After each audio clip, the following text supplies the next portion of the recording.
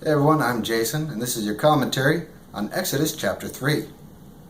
Moses was taking care of the flock of his father, Jethro.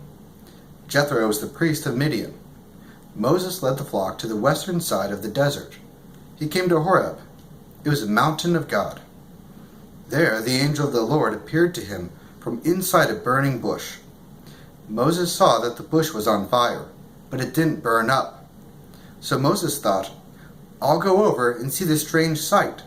Why doesn't the bush burn up?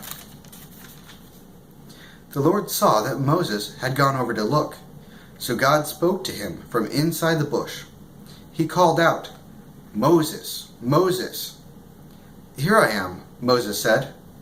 Do not come any closer, God said. Take off your sandals. The place you are standing on is holy ground. Now, this is actually the first time that the term holy is used in the Bible. And holy means sanctified, set apart, unlike anything else.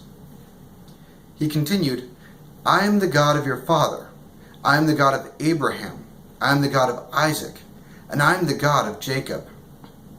When Moses heard that, he turned his face away. He was afraid to look at God. The Lord said, I have seen my people suffer in Egypt. I have heard them cry out because of their slave drivers. I am concerned about their suffering. So I have come down to save them from the Egyptians. I will bring them up out of that land. I will bring them into a good land. It is a lot of room. It is a land that has plenty of milk and honey. It is the home of the Canaanites, Hittites, Amorites, Perizzites, Hivites, and Jebusites. And now Israel's cry for help has reached me. I have seen the way the Egyptians are beating them down. So now go. I am sending you to Pharaoh. I want you to bring the Israelites out of Egypt. They are my people. But Moses spoke to God. Who am I that I should go to Pharaoh? He said. Who am I that I should bring the Israelites out of Egypt? God answered, I will be with you. I will give you a miraculous sign. It will prove that I have sent you.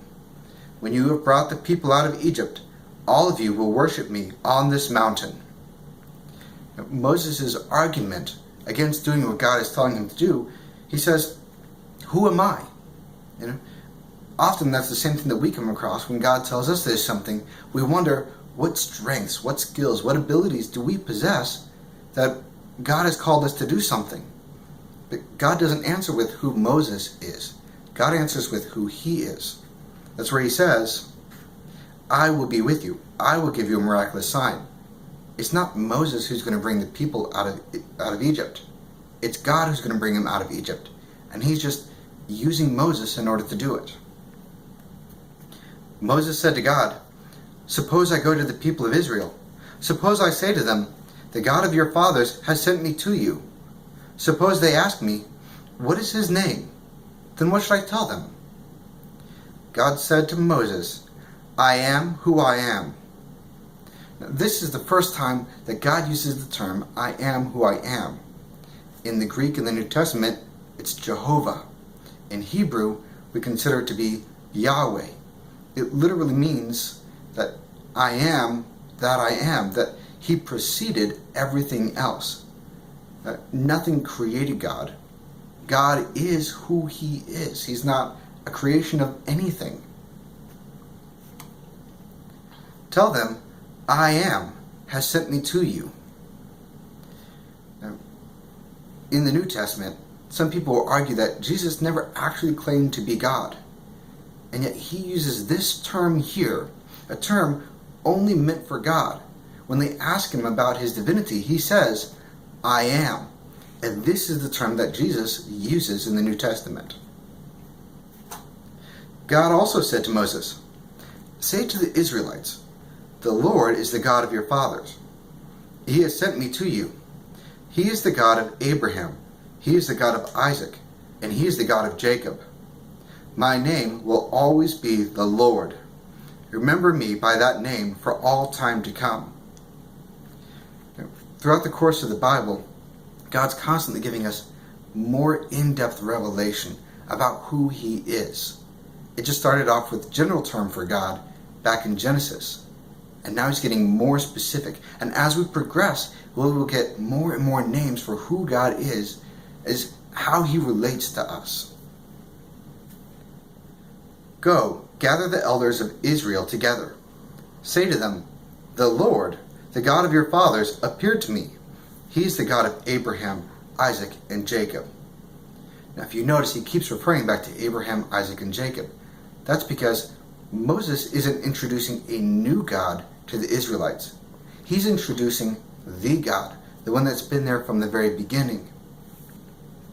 He said, I have watched over you. I have seen what the Egyptians have done to you. I have promised to bring you out of Egypt, where you are suffering. I will bring you into the land of the Canaanites, Hittites, Amorites, Perizzites, Hivites, and Jebusites. It is a land that has plenty of milk and honey. The elders of Israel will listen to you. Then you and the elders must go to the king of Egypt. You must say to him, the Lord has met with us. He is the God of the Hebrews. Let us take a journey that lasts about 3 days.